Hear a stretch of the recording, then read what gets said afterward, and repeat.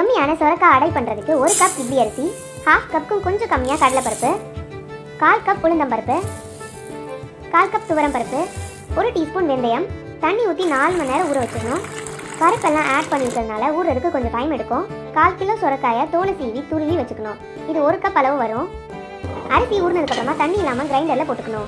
1 table spoon மஞ்சள் தூள், 1/2 table spoon பெருங்காய பொடி, 1/2 டேபிள் ஸ்பூன் ஜீரகம், 1 டேபிள் ஸ்பூன் சில்லி பவுடர், தேவையான அளவு சால்ட்டும் போட்டு மாவு ஆட்டுறப்பவே ஆட் பண்ணிக்கலாம்.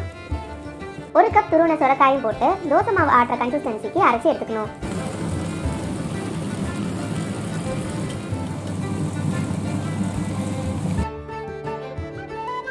ஒரு பேனில் 2 டேபிள் ஸ்பூன் ஆயில், சாப் பண்ண சின்ன வெங்காயம் அண்ட் கொத்தமல்லியும் போட்டுக்கணும்.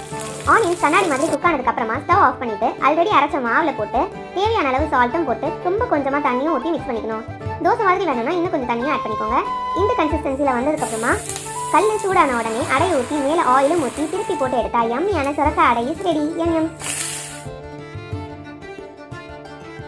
இது தேங்காய் சட்னி இட்லி பொடியோட செம்ம காம்பினேஷனாக இருக்கும். நீங்களும் உங்கள் வீட்டை ட்ரை பண்ணிட்டு எப்படி இருந்துச்சுன்னு கமெண்ட்ஸ் சொல்லுங்கள். Subscribe to our slicer.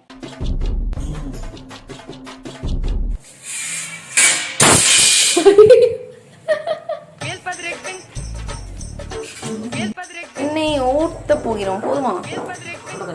கூட கொஞ்சம் ஊத்துங்கள். போதுமா? ஊற்றி விட்டோம். இப்பொழுது நாம் இந்த தட்டில் வைத்திருக்கிறோமே அதை நான் குட்டா சாட்டை பண்ணிக்கோங்க. எல்லாம் ஒரே தள்ளில விழணும். ஃபுல் ஃபோர்ஸா இருக்கணும். வா வா வா வா வா ரைட் ரைட் ரைட்டு வா வா வா சென்ட்ரு வா சென்ட்ரு வா போட்டுடு போட்டுடு டக்குன்னு போடு.